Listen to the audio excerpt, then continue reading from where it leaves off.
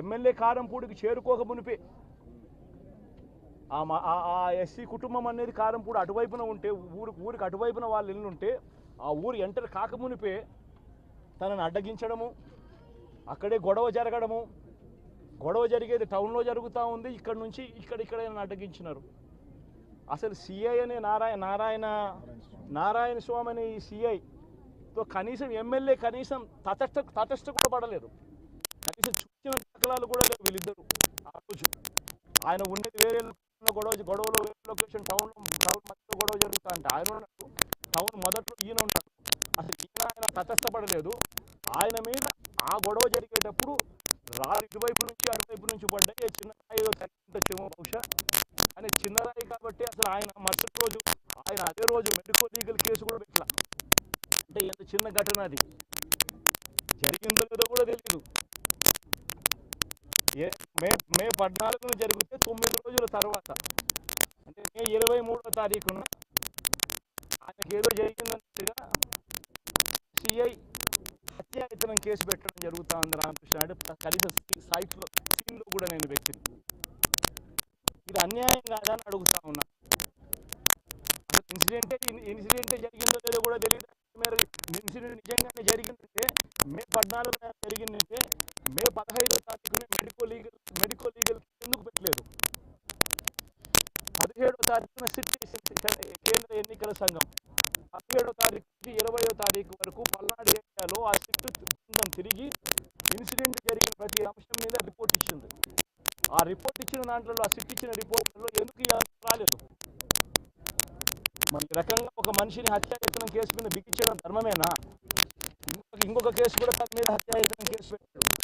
మే 13వ తారీఖు ఎన్నికల సమయంలో పాల్వాయి గేట్ అనే పోలింగ్ కేంద్రం దగ్గర తాను అక్కడికి వెళ్ళినప్పుడు జరిగిన ఘటన మీద అసలు ఎందుకు ఆ ఘటన జరిగింది?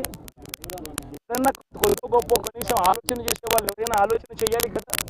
అక్కడ ఉన్న ఎస్సీలను ఆ గ్రామంలో ఉన్న సామాజిక వర్గం వాళ్ళు గ్రామంలో బూతులు లేకపోయి ఓట్లు వేసే పరిస్థితి లేకుండా ఉన్నప్పుడు ఎమ్మెల్యే అక్కడికి ఆ గ్రామానికి వెళ్ళినప్పుడు ఎమ్మెల్యే ఆ పరిస్థితి చూసి ఎస్పీకి 4 సార్లు 5 సార్లు 10 సార్లు ఫోన్ చేసినా కూడా ఎస్పీ రాని పరిస్థితిలో ఉన్నప్పుడు, కనీసం సిఐని ఎస్ఐని కూడా పంపించిన పరిస్థితిలో ఉన్నప్పుడు, అటువంటి బూతులో సెన్సిటివ్ బూతులో కేవలం ఒకే ఒక్క హోంగార్డును పెట్టి బూతులు నడుపుతూ ఉన్నారు.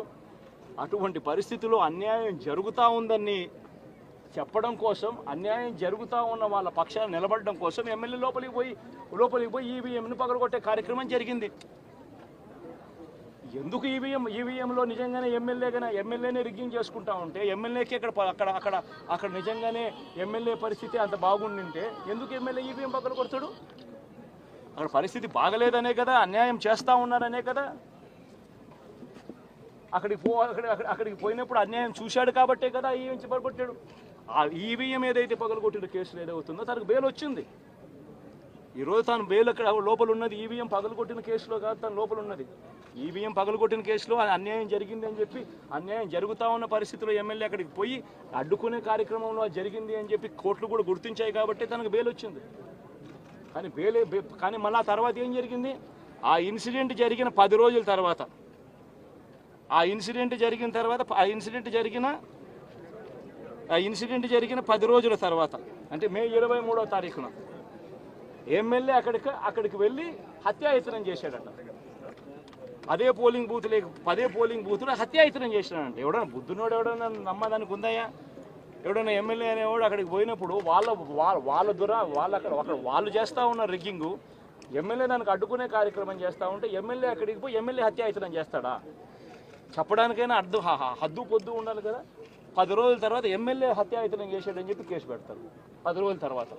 ఇప్పుడు నిజంగానే అటువంటి ఇన్సిడెంట్ జరిగిందంటే సిట్టు 17వ తారీఖు నుంచి మే 17వ తారీఖు నుంచి 20వ తారీఖు లోపల మధ్యలో ఇచ్చిన రిపోర్ట్లో ఆ సిట్లో అది చెప్పాలి కదా. ఇట్లా జరిగింది, ఎమ్మెల్యే అనే వ్యక్తి హత్యాయత్నం చేసే కార్యక్రమం చేశాడు అని చెప్పి రావాలి కదా. మరి ఎందుకు సిట్ రిపోర్ట్లో రాలేదు?